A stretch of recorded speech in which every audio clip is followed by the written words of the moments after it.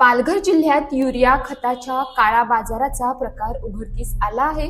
विक्रमगड तालुक्यातील भरत कृषी सेवा केंद्र आणि जव्हार तालुक्यातील शिरोशी परिसरात बेकायदेशीर खत विक्री होत असल्याची माहिती मिळाल्यानंतर कृषी विभागाने धडक कारवाई केली. या संदर्भात पालघरचे कृषी विकास अधिकारी सोमनाथ रघुनाथ पिंजारी काय म्हणाले आहेत ते आपण पाहूयात. शेतकऱ्यांची फसवणूक होऊ नये यासाठी कृषी विभाग सतर्क असून अशा बेकायदेशीर प्रकारांवर कठोर कारवाई करण्यात येत आहे.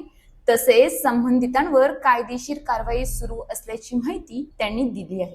विक्रमगडमध्ये 12 एप्रिलला जे भरत कृषी केंद्र आहे त्याच्यावरती तालुका अधिकाऱ्यांनी जी कारवाई केलेली आहे ती काय होती नक्की, युरियाबद्दल होती, त्याबद्दल काय बोलणार आहेत तुम्ही? विक्रमगडमध्ये भरत कृषी सेवा केंद्र यांच्याकडे लिटरलचे लायसन आहे आणि त्यांनी युरियाबरोबर करिश्मा नावाचं एक काही PGR आहे ते दिलेलं आहे. अशा प्रकारची तक्रार आम्हाला प्राथमिक तक्रार अशी प्राप्त झाली होती. त्याबद्दल आपण त्यांचा खुलासा मागवलेला आहे, पण तिथल्या शेतकऱ्यांचं मत विचार घेता आपण त्यांचं परवाना जो आहे तो निलंबित केलेला आहे आणि त्यांचा खुलासा प्राप्त झाल्यानंतर माननीय जिल्हा अधीक्षक कृषी अधिकारी परवाना निरीक्षक यांच्या ह्याच्यामध्ये त्याच्यावरती पुढील कारवाई केली जाईल. सर, तसेच ती घटना ताजी असतानाच 1 महिनाही उलटत नाहीये तिथपर्यंत काल हे रात्री जव्हारमधल्या एका गावामध्ये हे प्रकार घडलेला आहे. म्हणजे ते प्रकरण ताजं असतानाच ही दुसरी घटना घडलेली आहे. ते नक्की प्रकरण काय आहे? जव्हारमधलं प्रकरण आणि विक्रमगडमधलं प्रकरण हे वेगळं आहे.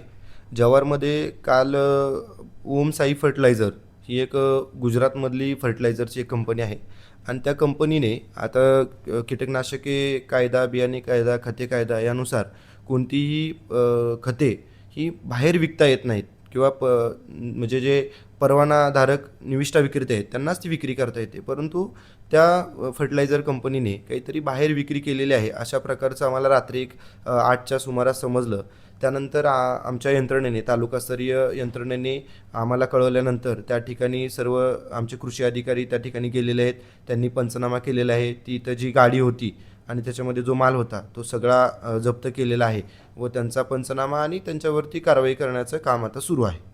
सर, बघायला गेलं तर शेतकरी जेव्हा युरिया घ्यायला जातो तेव्हा दुकानदार बोलत का असतात का तुटवडा होतो, मग नक्की काय आहे, शेतकऱ्यांना का मिळत नाही?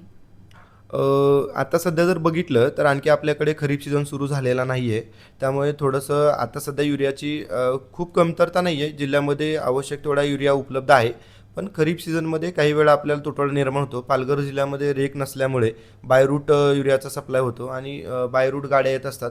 मग त्या गाड्या येत असताना अनेक वेळा असं होतं की ट्रान्सपोर्टचे थोडे प्रॉब्लेम, पाऊस खूप असतो आणि त्याच्यामुळे येत नाहीत. पण आपण संपूर्ण जिल्ह्यामध्ये ज्या ज्या ठिकाणी कृषी सेवा केंद्रांची मागणी असेल त्या पद्धतीने युरिया पुरवठण्याचा प्रयत्न करतो आणि आपल्याला जिल्ह्याला जेवढा आवंटन मंजूर आहे तेवढा युरिया आपण प्रत्येक वर्षी घेत आहोत आणि याही वर्षी तेवढा पुरवठा होईल आणि सर्व शेतकऱ्यांना त्यांच्या मागणीप्रमाणे युरिया आपल्याला पोहोचवता येईल.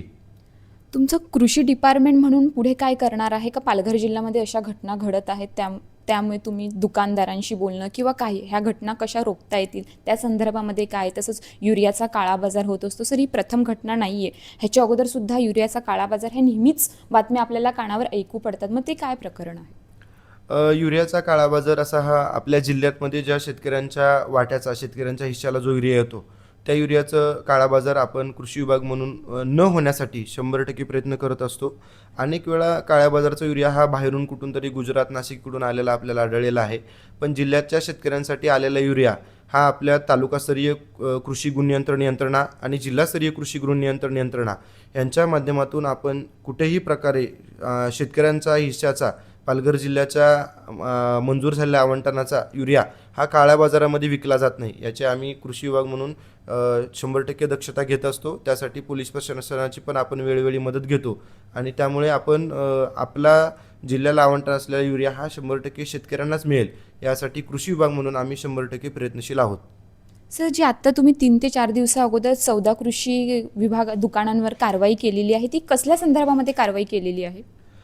पालघर जिल्ह्यामध्ये आपल्याकडे निविष्ठा विक्रेत्यांचे 250पेक्षा जास्त नोंदणीकृत निविष्ठा विक्रेते होते, परंतु त्यापैकी काही निविष्ठा विक्रेते हे खत विक्री किंवा बियाणे विक्री करत नव्हते. मग त्यांना आपण वारंवार नोटिसा देत होतो की बाबा तुम्ही निविष्ठा विक्रेती करता का, तुम्ही लायसन केलेलं आहे, तुमचा परवाना रिन्युएट त्यांनी केलेला नाही आहे, परत परवाना काढलेला नाही आहे, काही दुकानांच्या परवान्याच्या लायसन एक्सपायर झालेल्या होत्या. तर त्यांना आपण जाहीर नोटीस दिलेली आहे तालुकास्तरीय यंत्रणेने, आणि तरीही त्यांची इच्छा नसल्यामुळे दुकानात सुरू करण्याची, त्यामुळे त्या सर्वांचे आपण एकूण 14 कृषी निविष्ठा लायसन्स रद्द केलेले आहेत.